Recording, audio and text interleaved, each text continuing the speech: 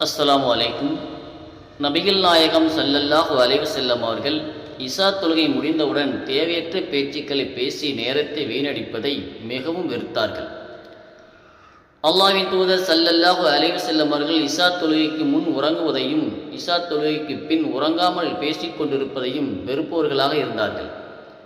இன்று நபிகளாரின் வெறுப்பை சம்பாதிக்கும் இந்த காரியத்தை தான் ஒவ்வொரு ஊர்களிலும் நமது முஸ்லிம்கள் செய்து கொண்டிருக்கின்றனர்.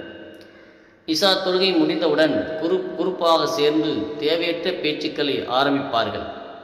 இரவு 1 மணி ஆனாலும் அவர்களின் அரட்டை அடங்கம் முடித்திருக்காது.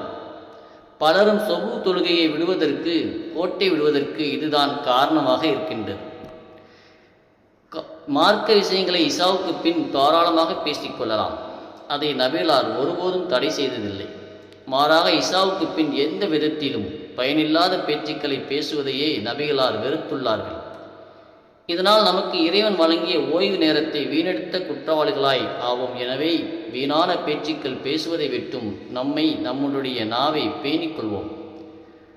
மனிதர்களில் இன்று அதிகமானோர் 2 அருட்செல்வங்கள் விஷயத்தில் ஏமாற்றப்பட்டு இழப்புக்குள்ளாகிவிடுகின்றனர். அதில் 1 ஆரோக்கியம், 2 ஓய்வு.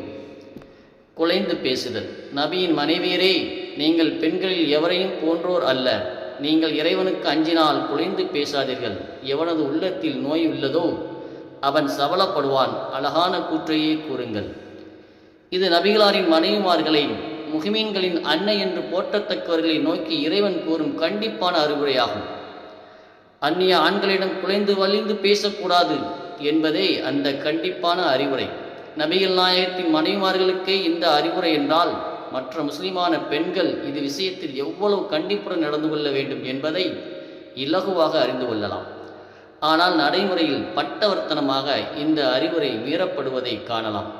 திருமணம் ஆன பெண்களும் சரி, இளைசிகளும் சரி, இந்த விஷயத்தில் சற்று கவனக்குறைவார்களவே இருக்கின்றார்கள் என்றே நினைக்க தோன்றுகிறது. பத்திரிகையை புரட்டினால் இன்னாரின் மனைவியுடன் இன்னாரின் கணவர் ஓட்டம், 10வது படிக்கும் சிறுமி காதலித்த வாலிபருடன் தப்பி ஓட்டம் என்ற செய்திகளை அதிகம் காண முடிகிறது. இத்தனை சீர்களுக்கும் முக்கிய காரணம் பெண்கள் அந்நிய ஆண்களிடம் குலைந்து பேசுவதால் ஏற்படுகிறது. இஸ்லாம் கூறும் இந்த ஒழுங்கை இவர்கள் கடைபிடித்திருந்தால் இது போன்ற சீர்கள் அனைத்தையும் என்றோ ஒழித்திருக்கலாம். சரி, இனியாவது ஒழிப்போமே. முழுக்க பெண்களை மட்டுமே குலைந்து பேசுகின்றனர் என்று கூற முடியாது. ஆண்களும் அந்நிய பெண்களிடம் குலைந்து பேசத்தான் செய்கின்றார்கள். இதுவும் வன்மையாக கண்டிக்கத்தக்கதே. அஸ்ஸலாமு அலைக்கும்.